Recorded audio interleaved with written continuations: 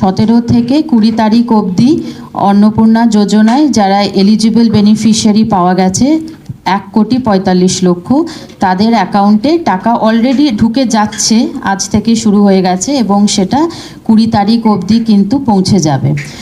এবং সেটা পৌঁছানোর পরে বাকি যারা রইলেন, মানে ধরুন যারা 10th of জুলাইয়ের আগে অ্যাপ্লাই করেছিলেন তারা কিছু কিছু এক্সক্লুশন ক্রাইটেরিয়ার মধ্যে পড়ে গেছে। কারণ যে এক্সক্লুশন ক্রাইটেরিয়াগুলো আছে, অর্থাৎ ধরুন তিনি হয়তো একটা মিউনিসিপ্যাল কর্পোরেশনে আছেন, তিনি হয়তো 50 ডেসিমালের ওপরে তার জমি আছে, বা তিনি নিজে ইনকাম ট্যাক্স পেই, তিনি হয়তো নিজে 10,000 টাকা ইনকাম করেন ইত্যাদি, যে এক্সক্লুশন ক্রাইটেরিয়াগুলো আছে তার মধ্যে পড়ে গেছে। কিন্তু তারপরেও তারা কিন্তু বঞ্চিত হচ্ছেন না, অর্থাৎ তারা কিন্তু তাদের ক্লেম জানাতে পারেন।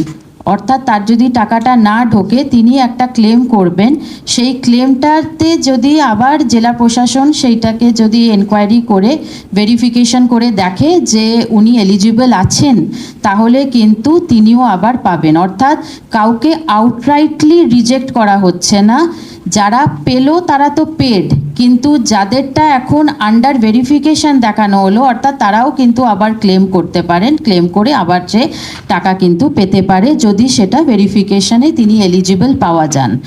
এইটা একটা পার্ট। আর সেকেন্ড পার্ট হলো যারা 10th of জুলাইয়ের পরে দিয়েছিল, ধরুন কেউ 25শে জুলাই অ্যাপ্লাই করেছে, কেউ 30শে জুলাই অ্যাপ্লাই করেছে, তাহলে তাদেরটাও কিন্তু এখন জেলা প্রশাসন এবং কেএমসি এরিয়ায় কেএমসি তারা কিন্তু এনকোয়ারি এবং প্রপার ভেরিফিকেশনের কাজ কিন্তু করছেন।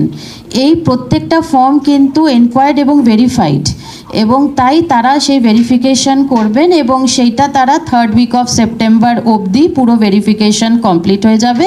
এবং তারপরে তাদের মধ্যে থেকে আবার যারা এলিজিবল পাওয়া যাবে তখন তারাও আবার তাদের পেমেন্টটা পাবে। এবং তারা কারোর যদি কোনো গ্রিভেন্স থাকে, সেই জন্য আমি আবার বলছি যে আউটরাইটলি কাউকে রিজেক্টেড করে দেখানো হচ্ছে না, অর্থাৎ তারা কিন্তু আবার ক্লেম অ্যান্ড অবজেকশন দিতেই পারে। হতেই পারে যে কোনো ভেরিফিকেশানে হয়তো আরেকটু ইনডেপথ ভেরিফিকেশন করতে হবে, তাহলে সেই ক্ষেত্রে ক্লেমস দিলে সেটা কিন্তু আবার ভেরিফাইড হবে এবং তিনি যদি এলিজিবল পাওয়া যান পাবেন। হ্যাঁ, 1,45,00,000 যে আবেদন সেটা কি 10th জুলাই পর্যন্ত সেইটা? হ্যাঁ হ্যাঁ হ্যাঁ, তারপরেরটা এখন এনকোয়ারি চলছে, কারণ ধরুন যারা শেষের দিকে দিয়েছেন বা কিছু, তো সব সময় তো এতজনের এইটা না, এইটা হচ্ছে 1,62,00,000 মধ্যে, 1,62,00,000 মধ্যে এখন আমরা 1,45,00,000 দিলাম। বাকি 80 লক্ষ তাহলে বলছেন ওটা কিসে? ওটা হচ্ছে আমাদের যে ফর্মসগুলো, যেটা আবেদন যেটা রিসিভ করেছি আমাদের তো পোর্টালে আবেদন, হ্যাঁ হ্যাঁ যাচাই হয়েছে 10th of জুলাইয়ের মধ্যে, এবং তার মধ্যে 1.45K তো আমরা ইমিডিয়েটলি টাকা ট্রান্সফার করছি। হ্যাঁ 4 দিন লাগেই, কারণ এত টাকা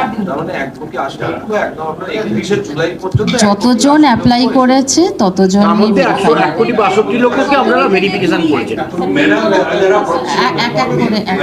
এক এক করে হ্যাঁ হ্যাঁ নিশ্চয়ই, কারণ হচ্ছে যে এইটা আমাদের সেপ্টেম্বর অবধি যখন যাচাই হয়ে যাবে তখন আবার যারা এলিজিবল হবে, এখন অবধি পোর্টালটা বন্ধ আছে কারণ এতগুলো যেহেতু ভেরিফিকেশন করতে হচ্ছে, আবার যখন পোর্টাল খোলা হবে তখন যারা এলিজিবল হবে তারা আবার অ্যাপ্লাই করতে পারবে। নিশ্চয়ই তো খুলবেই। হ্যাঁ হ্যাঁ, যাদের যাদের পাচ্ছেন না, মানে যাদেরটা আমরা এখন হেল্ড আপ করে রেখেছি তাদের কিন্তু একটা রিবেনে কিন্তু তাদের একটা কারণটা জানিয়ে দেওয়া হবে। ধরুন সেখানে লিখে দেওয়া হবে আইটি পেই, কিংবা দেখা গেল যে মান্থলি রেমুনারেশন মোর দ্যান 10,000, যা যা আমাদের এক্সক্লুশন। অনেক ক্ষেত্রে দেখা গেছে যে তাকে হয়তো ভেরিফিকেশানে গেছে কিন্তু তাকে পাওয়া যায়নি, সেজন্য নট ফাউন্ড, যাই রিজন থাকুক না কেন সেইটাও আমরা লিখে দেব, যাতে সে সেই উদ্দেশ্যে মানে সেইটার ভিত্তি করে সে যাতে তার ক্লেমটা দিতে পারে। 1,62,00,000 যে যার ভিত্তি করে তার মধ্যেই 62,00,000 যে বাদ গেল, মানে 17 লক্ষ, সেই 17 লক্ষটা আমরা জানিয়ে দেবেন যে কজ অফ।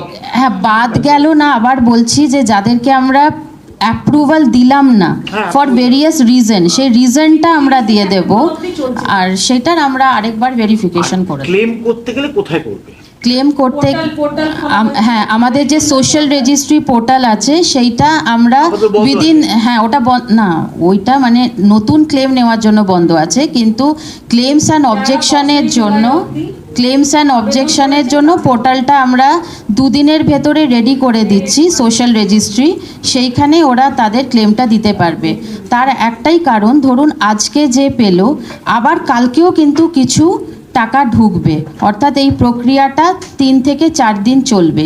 সেজন্য সে তার নিজের অ্যাকাউন্টটা প্রথমে চেক করে নিক, তারপরে যেন সে তার মানে আবেদন 20 তারিখের পর থেকে 20 তারিখের পর থেকে একদম পোর্টাল 17 লক্ষ যেটা আপনার ধরুন বিথেল বা পরে যাচাই হচ্ছে, এর মধ্যে এই যে ক্রাইটেরিয়া মোস্টলি কি কারণে, মানে কোন ক্রাইটেরিয়াটার জন্য মোস্টলি বেশিরভাগটা বাদ গেছে? হ্যাঁ, বেশিরভাগটা অ্যাকচুয়ালি আধার রিলেটেড সমস্যা আছে, অর্থাৎ আধার আর নেমে মিসম্যাচ আছে। আর আপনি জানেন যে এটা ব্যাংক অ্যাকাউন্টে পেমেন্ট হয় উইচ ইজ আধার লিঙ্কড, সেজন্য যদি আধারে নাম যদি মিসম্যাচ থাকে তখন কিন্তু সেটা পেমেন্ট হবে না, এবং সেটাই হচ্ছে সবথেকে বড় কারণ। যারা বাদ যাচ্ছেন তাদের জন্য একটা আলাদা করে পোর্টাল তৈরি করা হওয়ার কথা বলা হয়েছে। হ্যাঁ, এই পোর্টালটা কবে থেকে চালু হচ্ছে? এটাই বলছি যে পেমেন্টগুলো হয়ে যাবে, পেমেন্ট হওয়ার পরে বাই 19th, অর্থাৎ আজকে 17, বাই 19th আমরা পোর্টালটা খুলে দেব, যাতে তারা তাদের আপডেটটা দেখে নেয় ব্যাংক অ্যাকাউন্টে, আস্তে আস্তে তারা যাতে ব্যাংক অ্যাকাউন্টে আপডেটটা দেখে নেয় আর করে সেই পোর্টালে ক্লেম অ্যান্ড অবজেকশনটা দিতে পারে। তো উইদিন 19th এই পোর্টালটা অন হয়ে যাবে সোশ্যাল রেজিস্ট্রি পোর্টালে। অগাস্টে হ্যাঁ হ্যাঁ হ্যাঁ হ্যাঁ, ক্লেমস অ্যান্ড অবজেকশন। 19 আগস্ট থেকে ক্লেম হবে। আর আমাকে তো একটু টাইম দিতে হবে, যে টাকাটাও প্রথমে দেখবে যে ওর অ্যাকাউন্টে এলো কি না, তারপরে তো ক্লেমটা দেবে, এই জন্য।